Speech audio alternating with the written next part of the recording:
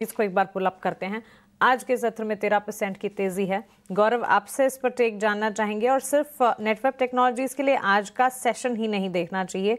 ये स्टॉक ने लिटरली काफी अच्छा एक्शन सिर्फ और सिर्फ एक महीने में दिखाया। इसके एक महीने के चार्ट्स को पुल अप करें, 85% के रिटर्न्स इस स्टॉक में नजर आ रहे हैं। कहाँ ये स्टॉक 2200 के लेवल्स के इर्द गिर्द था सितंबर की शुरुआत में ही, और महज एक महीने में हम देख रहे हैं 4000 के लेवल्स। गौरव, क्या टेक है आपका?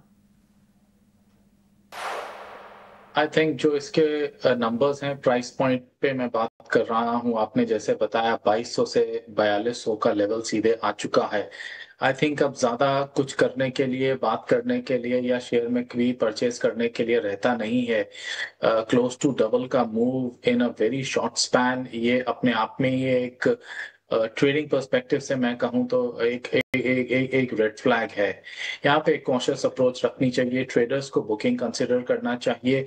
ये stock needs to go some kind of under consolidation now, तो उसके चलते कुछ प्रॉफिट टेकिंग भी आ सकती है।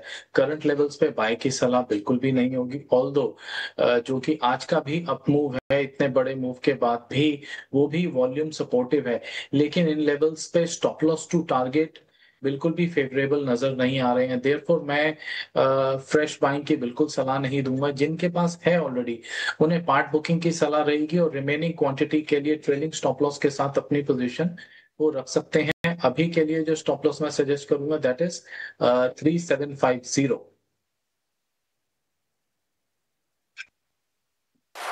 3750 रुपए का स्टॉप लॉस होगा नेट वेब टेक्नोलॉजीज के लिए।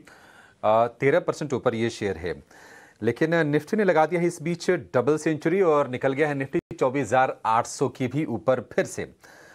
ऊपरी स्तर पर थोड़ा हमने दबाव देखा, लेकिन लोअर लेवल से फिर से बायर्स एक्टिव हुए हैं। निफ्टी बैंक की बात करें, जो 600 अंकों की तेजी थी वो तब्दील हो गई है 750 अंकों की तेजी में, और एडवांस डिक्लाइन रेशियो मजबूत है। और एक और चीज जो बाजार को सपोर्ट कर रही है वो है इंडिया विक्स में गिरावट। करीब 5% इंडिया विक्स टूट गया है और 10.5 के आसपास के लेवल आप इंडिया विक्स के देखेंगे। क्या आज की बाजार की जो तेजी हो रही है, क्या इसमें एफआईज पार्टिसिपेट कर रहे हैं, क्या बैंकिंग फाइनेंशियल में उनका पैसा आ रहा है, ये देखने वाली चीज़ होगी। लेकिन 6-7 सत्र से लगातार हमने बिकवाली देखी है। लॉन्ग होल्डिंग गिर के 6% की भी नीचे आ गई है, ये एक चिंता की बात ज़रूर है। लेकिन आज की स्क्रीन देख के कुछ ऐसा लग रहा है कि एफआईज की तरफ से बाइंग के फिगर आ सकते हैं।